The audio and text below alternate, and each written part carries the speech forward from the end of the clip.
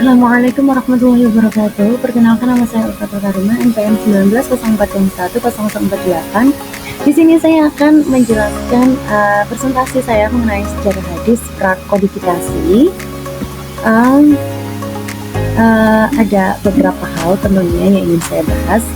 Yang pertama adalah mengenai bagaimana kondisi hadis pada masa Nabi Muhammad. Bagaimana metode penyebarannya? Yang kedua, bagaimana perkembangan hadis pada masa Khulafaur Rasyidin? Yang ketiga, apa saja sih tantangan yang dihadapi dalam pemeliharaan hadis pada masa awal Bani Umayyah sebelum kodifikasi? Dan yang terakhir adalah bagaimana upaya para sahabat dan tabi'in dalam melestarikan hadis pada masa prakodifikasi. Nah, yang pertama kali akan kita bahas ini adalah mengenai hadis pada masa Nabi Muhammad SAW. Nah, pada masa ini hadis ini belum tertulis secara massal atau dibekukan karena keberadaannya ini sangat penting sebagai penjelas Al-Quran dan pedoman hidup kaum muslimin. Nah, sumber hadis pada masa Rasulullah ini langsung dari Nabi Muhammad SAW.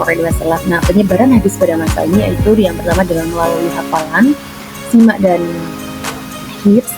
Yang kedua adalah melalui penulisan pribadi atau sahifah. Yang ketiga adalah melalui praktek dan observasi.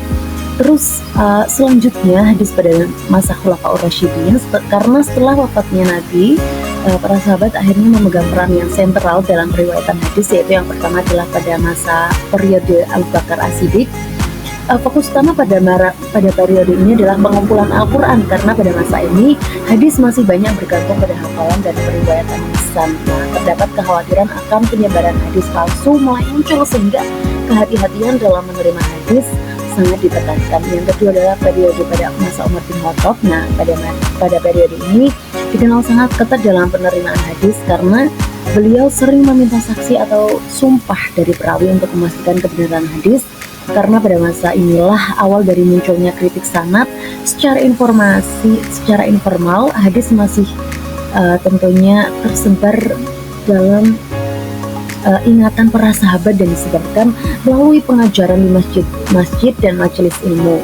Yang ketiga adalah periode pada masa Utsman bin Affan. Nah, pada masa periode ini ditandai dengan meluasnya wilayah Islam yang menyebabkan para sahabat ini terpencar ke berbagai daerah. Nah, tentunya hal ini membuat penyebaran hadis menjadi lebih luas, namun juga meningkatkan potensi munculnya perbedaan riwayat dan kekhawatiran pemalsuan.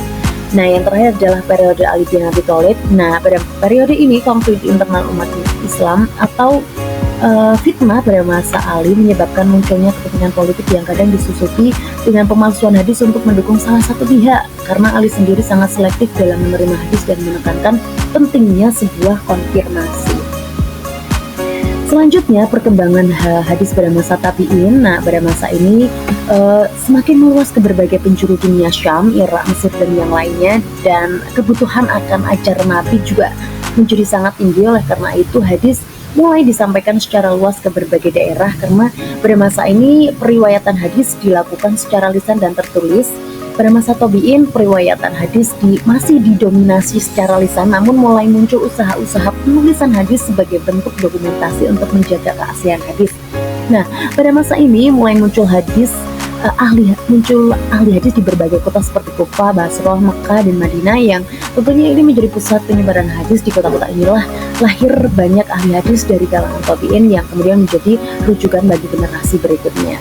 Nah, kita bisa lihat di layar siapa saja tokoh-tokoh tabi'in dalam perkembangan hadis. Ada Sa'id bin Al-Musayyab, ada Alqamah bin Qais, ada Atta bin Abi Robah, ada Hasan Al-Basri.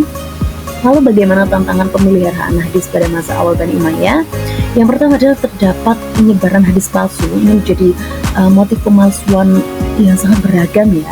Yang kedua adalah terdapat fanatisme kelompok atau mazhab, yang tentunya dalam kelompok ini mengunggulkan imam tertentu. Yang ketiga adalah ekonomi bisa menjadi keuntungan pribadi, ada kesalahan dan kelupaan perawi, ada perbedaan redaksi, ada tersebarnya hadis dalam berbagai wilayah. Terus ada minimnya penulisan resmi karena hadis masih dominan dalam hafalan sehingga rawan hilang seiring wafatnya para penghafal. Nah, upaya pelestarian hadis oleh sahabat dan tabi'in yang pertama adalah rihlah ilmiah atau perjalanan mencari ilmu karena para sahabat ini melakukan perjalanan jauh untuk mencari hadis dari perawi yang berbeda, memastikan keabsahan dan kelengkapan hadis. Terus yang kedua adalah pengajaran dan majelis ilmu, yang tentunya hadis diajarkan secara lisan di masjid-masjid, madrasah, dan halaqah ilmu. Terus penulisan pribadi atau sahifah, meskipun belum sistematis, banyak sekali tabi'in yang mulai menuliskan hadis dalam catatan-catatan pribadi mereka. Terus ada lagi kritik sanad dan matan secara informal, yang tentunya para ulama ini mulai meneliti silsilah perawi atau sanad dan isi hadis atau matan untuk mengidentifikasi kelemahan dan kejanggalan. Yang tentunya ini adalah cikal bakal ilmu kritik hadis. Yang terakhir adalah pembentukan lingkaran hadis yang ada di kota-kota besar menjadi sumber pusat hadis, tempat berkumpulnya para ulama dan murid-murid.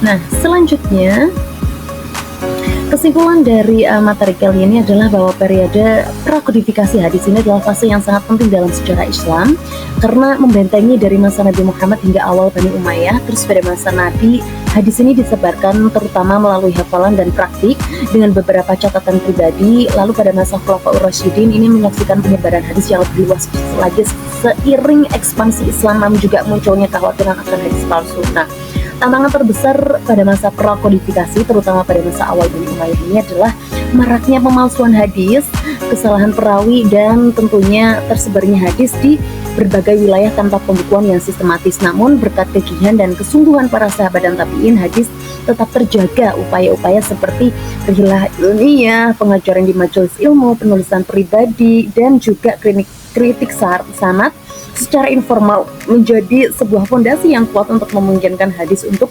dilestarikan dan kemudian dikodifikasi pada abad kedua Hijriah. Nah, memahami periode prakodifikasi ini memberikan apresiasi yang sangat mendalam terhadap otentitas dan integritas hadis sebagai sumber hukum Islam.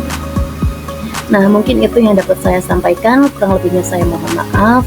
Wabillahi taufiq wal hidayah. Wassalamualaikum warahmatullahi wabarakatuh.